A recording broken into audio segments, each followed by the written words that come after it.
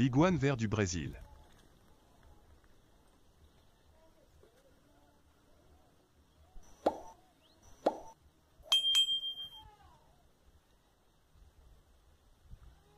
Bonjour mes chers internautes et amoureux de la belle nature, bienvenue encore une fois sur ma chaîne, Amazoniano, tout en vous souhaitant une excellente et agréable écoute, en compagnie d'un joli documentaire en vidéo d'un iguane vert, habitant de notre ferme et endémique du serton brésilien, filmé par moi-même, et merci pour votre attention.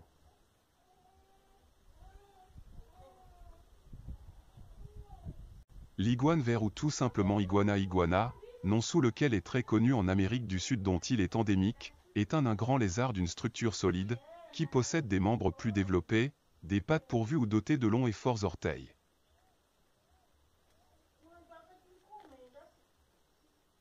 Souvent très reconnaissable par sa grosse écaille en dessous de l'œil, appelée écaille subtympanique et sa queue rayée, qui représente essentiellement les 2/3 de sa taille totale, ce qui est vraiment très considérable.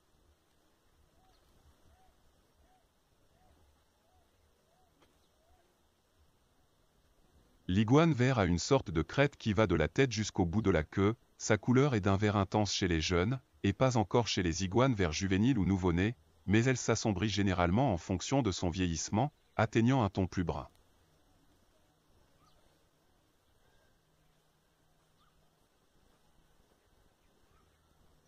D'une manière générale, la taille d'un jeune iguane vert peut atteindre 50 cm, mais avec le temps, il peut atteindre 180 cm et son poids peut varier de 4 à 9 kg, selon le sexe et l'espérance de vie, et les plus grands sont des mâles adultes, une taille et un poids si considérables qu'il sera difficile de maintenir chez soi.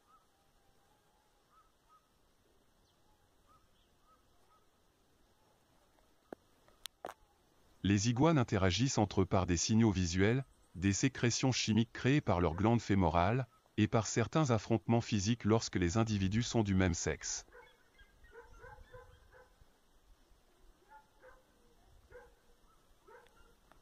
Lors d'une dispute, par exemple pour des territoires où le mâle de l'espèce ressent une sorte de menace, il pourra réagir, ainsi en utilisant sa longue queue comme s'il s'agissait d'un fouet contre ce prédateur ou même jusqu'à utiliser sa morsure comme moyen de défense.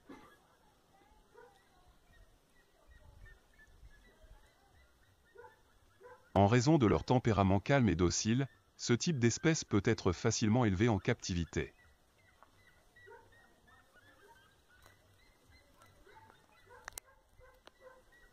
Ce sont tellement des animaux pacifiques et bien intentionnés, que leur interaction avec les humains peut devenir plutôt cool et agréable.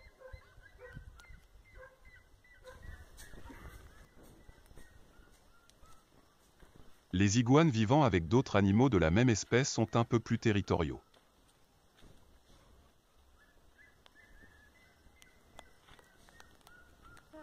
Par conséquent, la coexistence en groupe de ce type d'espèce n'est pas vraiment une bonne idée. Cependant, s'il y a une intention d'accouplement, la femelle ne doit être présentée au mâle que lorsqu'elle est en période de reproduction.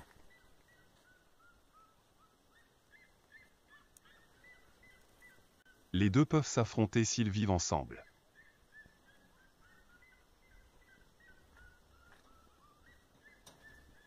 D'habitude, les iguanes changent régulièrement leur peau. Cela fait partie du processus de croissance, donc un iguane vert juvénile perd généralement sa peau une fois par an.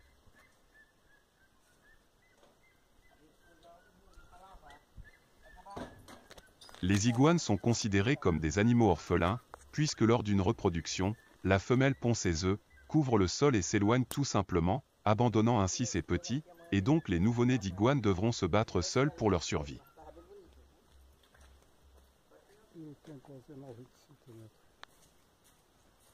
Orphelin, oui, mais certainement pas comme le pensent les scientifiques de bureau, et cependant ce n'est pas vraiment le cas chez nous à la ferme, où chaque iguane occupe un espace propre à lui qu'il défend, et donc souvent proche de ses petits.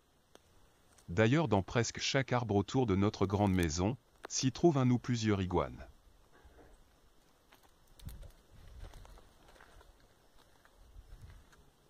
Même naturel des forêts équatoriennes, avec beaucoup de rivières et d'humidité, les iguanes verts sont des animaux aquatiques qui s'adaptent donc pour passer de longues périodes sous l'eau. Contrairement aux autres reptiles, les iguanes peuvent rester plus de 20 minutes sans avoir besoin de respirer sous l'eau. L'espérance de vie d'un iguane vert peut être comprise entre 12 et 15 ans.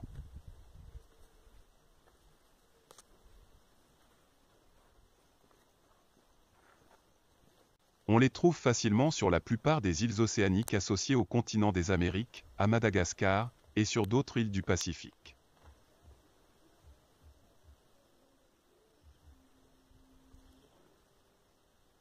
Bien que petits, les iguanes peuvent être très agressifs, et peuvent donc porter plusieurs coups différents avec l'intention de tuer la victime.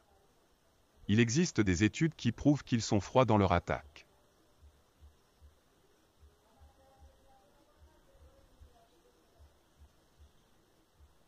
Les iguanes d'élevage sont idéaux pour l'observation, la contemplation et l'ornementation.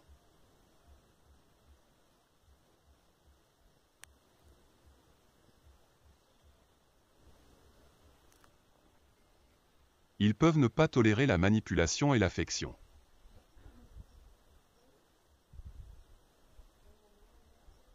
Faites toujours attention à ne pas finir par devenir l'une des victimes.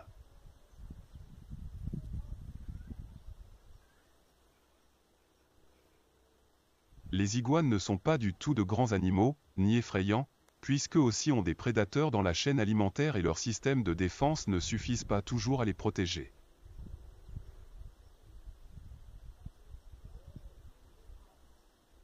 Cependant, aussi incroyable que cela puisse paraître, l'un de ses plus grands prédateurs est bien l'homme.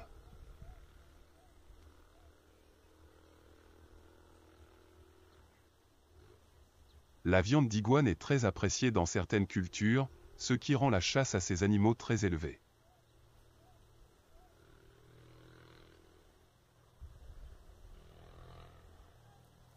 En plus de servir de nourriture, les conditions environnementales constituent une autre menace.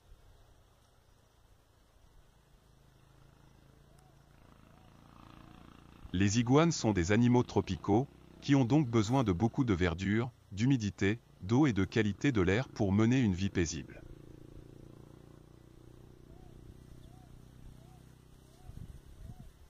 Cependant, nous savons qu'actuellement, l'environnement souffre de la sécheresse, de la pollution, de la contamination de l'eau, entre autres facteurs.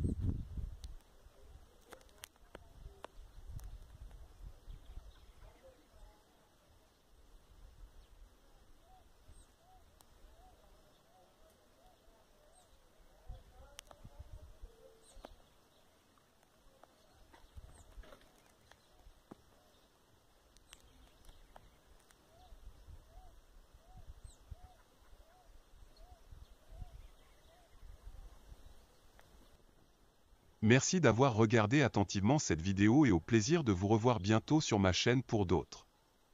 Mettez j'aime, abonnez-vous en activant la cloche de notification et laissez votre commentaire en donnant votre opinion, puisqu'elle est important pour la chaîne, sans oublier de partager au maximum.